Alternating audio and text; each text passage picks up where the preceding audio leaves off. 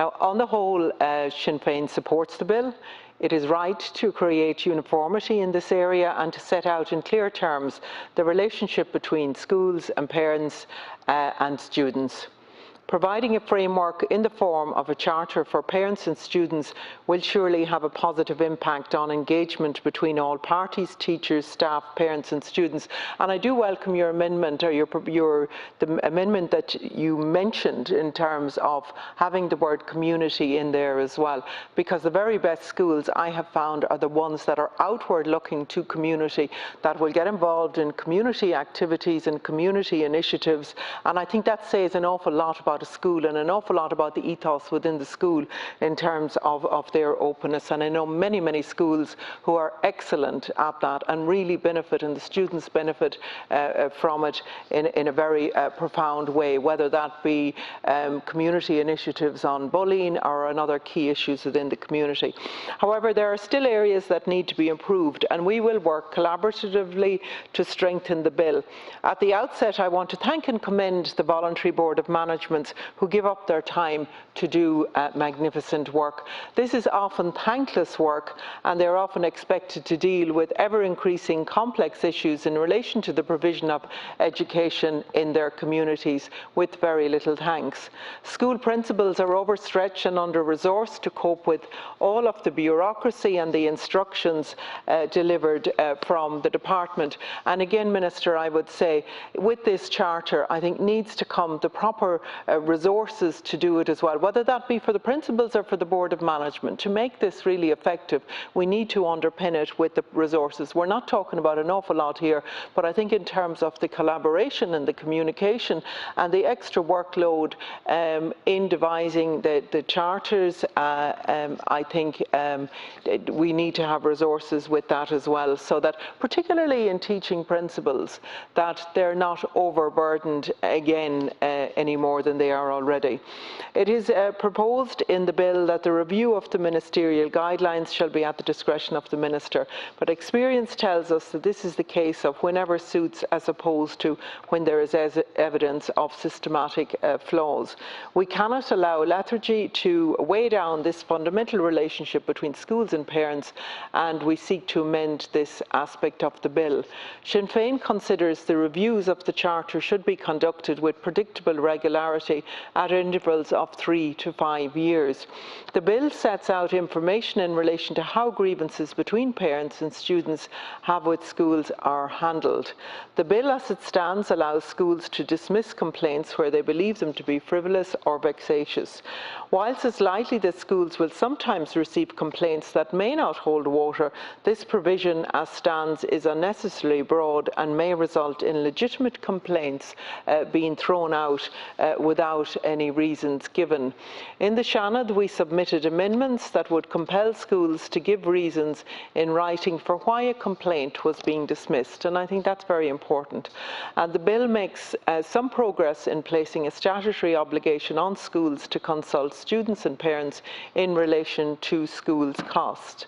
Now, I just have to say, Minister, as well, in most of the cases that I find where there are breakdown in relationships between families and parents and the schools is because of lack of resources, particularly in the area of special needs and resources that are needed for there. So, for instance, I would have a 15-year-old lad who has been sent on a 100-mile round trip to access education. His local school is very, very willing to provide that education, but they need the resources and to be able to do it.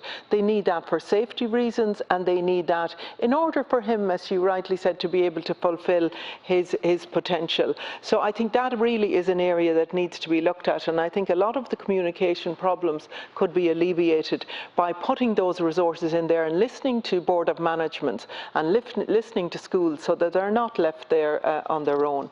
Obviously, there are many costs for families that are above and beyond the scope of the schools themselves, and school transport being one of them. That is even if they win the fight for a seat on the bus to begin with, they then have to pay, if they don't have a medical card, €100 per child for primary and €350 for second level for those who do not have medical cards. And I know even at this stage in the year, many parents are anxious about how do we find that €350 or how do we find the 600 if we have more than one child? What are we going to cut back during the summer in order to be able to meet that? Because just because you don't have a medical card doesn't mean that the household is financially sound. The thresholds, which haven't been raised for years, are ridiculously low, as you'll know, ministers. And then the cost for exams, for papers, for books and for IT equipment all amount to pressures on families. It is disappointing that the bill does not specifically mention school uniforms or put an onus on the school to make generic non-branded uniforms available. Bernardo's have reported that 65% of primary parents and 74% of parents with children in secondary school are requested to pay a voluntary contribution. These contributions can range between €50 and €300 a year, and that is an awful lot of money to put on hard-pressed parents.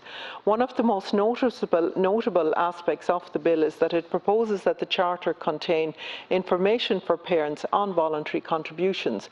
Again, in the Seanad, we submitted an amendment in the hopes of standardising the regulation and collation of data on voluntary contributions, so parents would know how much the schools were collecting in voluntary contributions and what the money was being spent on. Now, I know some schools, again, are very good at that transparency and communicating with parents on that. But this passed committee stage with the support of all parties, bar Fine Gael. However, Fine Gael and Fianna Fáil coalesced at report stage to vote this amendment down, and I would ask you to reconsider that now that the bill is in this House. We intend to submit amendments on this issue again in the Dáil. Sinn Féin's long-term view is that voluntary contributions should be abolished and that capitation funding must be increased. It's not right that these costs should fall on the parents on top of all the other back-to-school costs that they face. Children are constitutionally guaranteed free education, but these contributions are voluntary in name only, with parents feeling obliged to pay them. And for some parents, that is just not possible. And the shame and the embarrassment that's caused in some cases where parents just cannot afford the contributions that are being requested is extremely unjust. Many families, especially single-parent households, are forced into debt as a result of the so-called voluntary contributions, and that adds a lot of financial pressure, as I said. The average cost of a secondary school is €1,891 per child per year. This has been increasing year on year. Over the 6-year course of a second-level education, the so-called voluntary contribution constitutes a regressive tax, which costs parents on average €700 a year. This is a failing on part of the state, and we should act to give workers and families a break in this regard. Sinn Féin will table an amendment on this regard in the hope of standardising the regulation and collation of data on the voluntary contributions. We should be working our way towards that there is no voluntary contributions because of the state should properly finance our schools. In other jurisdictions, indeed, Minister, in the European Union and across Europe, such voluntary contributions are banned. They're actually banned, and I think really we need to look at why they are banned. It is time that we poverty-proofed our education system right from preschool to third and fourth level. Forcing families into financial stress just to access basic primary and second level education is not acceptable in a society that calls itself a republic, and one that has a constitution that underpins the right to free education. It should never be the case, Minister, where we cherish all of the children equally, provided they can pay. Gormagat.